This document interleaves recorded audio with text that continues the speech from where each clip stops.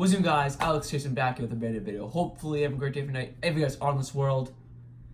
And the wait for Kawhi Leonard is officially over, but it did not end the way I thought it was. I'm going to read the tweet from Adrian Wojnarowski. He officially decided to sign with the team. I'm going to tell you in a second. Super surprising. We thought it was the Lakers or the Raptors. We thought the Clippers were out of the running. But I guess they weren't. And Kawhi Leonard decides to go to the Los Angeles Clippers. But there's a huge other piece to this signing that I'm going to talk about in a second, and it's absolutely nuts. A tweet from Woj: the Clippers are sending the Thunder 4 unprotected first-round picks. The Thunder. 1 protected first-round pick and 2 pick swaps. League sources tell ESPN. Those picks go to OKC with Gallinari and Shai Gilgeous-Alexander. And you know who the Clippers get in return? Paul freaking George. Wow. That's absolutely nuts. Kawhi Leonard, Paul George, Lou Williams, Montrezl Harrell, Landry Shamet, Ivica Zubac, and so many other solid players. I mean, Lou Will and Montrezl Harrell are like fantastic players. And then the other guys are solid role players. But then you got Paul George and Kawhi Leonard. So just as the story goes, supposedly Paul George pulls up to the OKC front office like, you know what, I demand the trade to the Clippers only. No other place. And, you know, the Thunder do not have to listen to that. Like, Andre Iguodala wants to be bought out by Memphis. Memphis said, nope, you're not going to the Lakers. We're going to trade you to a team that gives us the best value back. So, you know, they don't have to listen to you, but they listen to Paul George. And honestly, though, the Thunder actually kind of, okay, it's honestly, in my eyes, I think it's like, obviously, A+, A++ for the Clippers. They got Kawhi Leonard, and they also traded for Paul George. Like, come on, you can't beat that. But then on the other side, OKC, damn, they kind of win a little bit too. They're winning more for the future because Gallinari came off his best season, yes. So close to being an all-star, average like 20-plus points a game. And they also got a really, really solid young player, has a good, promising career. I think he has a good, promising upside, and like it looks like he has a solid career. Shai Gilgeous-Alexander, he did fantastic in the playoffs against the Warriors. That's saying something. But this is where they really win the trade. 4 first-round, unprotected first-round picks. So it's their picks. Now, hopefully, let's just say someone gets injured, and hopefully no one does, and the Clippers do bad. Let's just say the Clippers do bad. The Thunder get that pick, and it could be lottery pick. It could be a lottery pick. And even if they don't do bad and they're all healthy, they still get 4 first-round picks. Even if they're late first-round picks, they already have their own picks. And, you know, people fall. Like Kyle Kuzma fell to 27 a few years ago. You know, people fall. Giannis was picked at 15th. Like, people fall. You never know. And I think the Thunder are very well set for the future. And that's not even all the picks they get.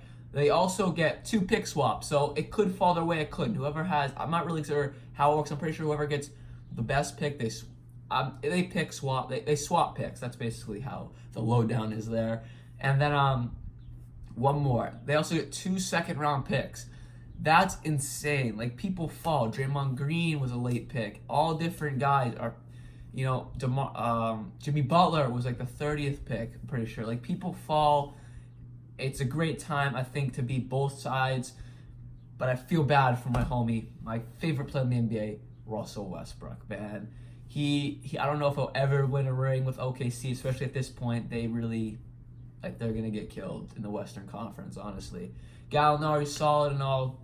Shai Gilgeous-Alexander is solid and all. But, man, Russell Westbrook's going to have to go back to averaging 30 points a game. That kind of sucks.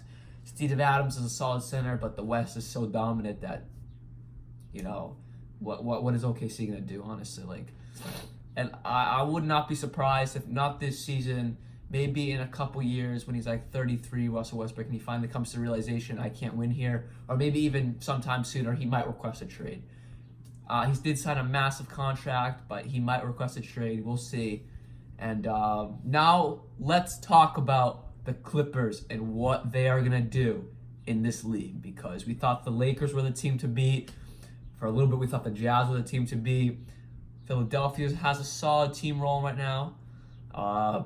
You know, it's a good time to be an NBA fan. This was the wildest free agency, and it's not even over yet. All the big names are gone. All like the solid role players are gone, but there's still some names out there like Marcus Morris. I've said in a few videos, KCP, names like that that'll contribute to a team. But yeah, let's get into like the real chunk of this video.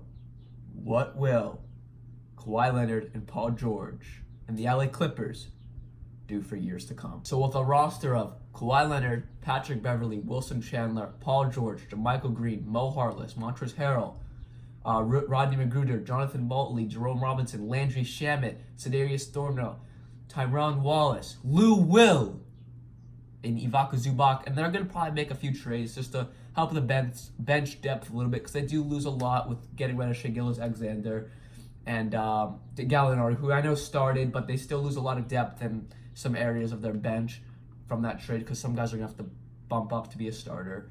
Like if Zubac is probably going to start, even though he started last year, it could be Harrell. I don't know. Harrell's more of a monster off the bench, but yeah. I say this team's definitely better than the Lakers, by far. I already made a video, the Lakers are in serious trouble. This team is better than the Lakers by far. The Clippers here, they have depth and they have talent. That's a perfect situation for greatness, winning championships. So I say the Clippers are the best team in the West right now. By far, they got the depth. Like I've said, Lou Will, Montrezl Harrell, that's just coming off your bench. That's just coming off your bench. They do need to fill out who's going to be your backup point guard, blah, blah, blah. So they need a little bit of a bench help. But when your two stars off your bench are averaging 15 points plus a game for each other, that's disgusting. And then you got Patrick Beverley, the dog, starting. He's going to kill anybody in his way. He's just like an intruder. He's not the best basketball player, but he gets in your head and he messes with you. And then you got Wilson Chandler, solid role player off the bench. JaMychal Green, solid role player off their bench. Mo Harkless, solid role player. They really just need guards off their bench. Besides Lou Will, they need a point guard, because you're not going to put Jerome, you're not going to put Tyrone Wallace. You want to get a better point guard off your bench. But this team, man, it's loaded, honestly. It's loaded. The Lakers, man, they really, if either way, I think they were going to lose, even if they got Kawhi Leonard, because in my eyes, you need depth to win. The Warriors had depth. You need depth to win. I think that was the Thunder's biggest issue. Like, they had two MVP candidates. Paul George was the third in MVP running last season, but they had no depth off their bench. Off their bench, they had Raymond Felton. Raymond Felton's like 32. Yeah, he's not old, like super old, but like he fell off a cliff after he got out of his 20s. Like, they have no depth, and I think that was the biggest issue at OKC for not getting anywhere and losing in the first round 2 years in a row with two top 10 players in this league with Russell Westbrook and Paul George. Now, Kawhi Leonard, he really screwed over the Raptors, man. Like, he won a championship and dipped. I mean, he won. He's definitely, in my eyes, I think he'll win again with the Clippers. Like, Paul George, I mean, sorry if I'm going kind of in circles, but this is like my on-the-spot reaction, man. I just woke up, looked at my phone, Woj bomb in my face. And yeah, I said this team gets close to 60 wins, if not overachieves that. It's a disgusting team. They have a disgusting lineup, fantastic roster, fantastic coach in Doc Rivers. Shout out Celtics, former coach. And yeah, I'm so excited to see what this team does for years to come. And the Paul George situation, I think, is more mind-blowing than the Kawhi Leonard thing, because they also said reports that Kawhi Leonard said, because I think Paul George and Kawhi Leonard were obviously talking. He's like, I know Paul George wants to trade to the Clippers. The only way I sign with the Clippers is if you trade for Paul George. If you don't trade for Paul George, I'm not coming.